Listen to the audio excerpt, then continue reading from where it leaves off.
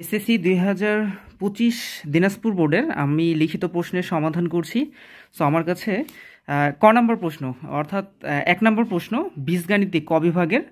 এখানে খ নম্বর প্রশ্ন যেটা বলছে, যেটা মূলত সেট ফাংশনের।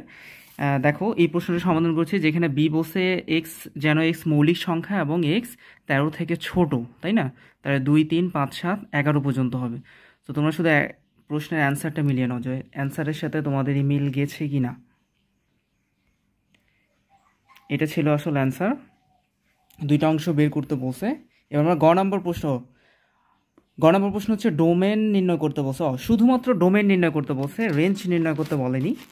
তো এই প্রশ্নটা এখানে বলছে এর কথা, তাই না? দেখো এ হচ্ছে এক্স -3 থেকে এক্সের মান বড় অথবা সমান এবং +3 থেকে এক্সের মান ছোট। তার মানে আমরা এর মান পেয়ে যাচ্ছি -3, -2, -1, 0, 1, 2 পর্যন্ত। ওকে,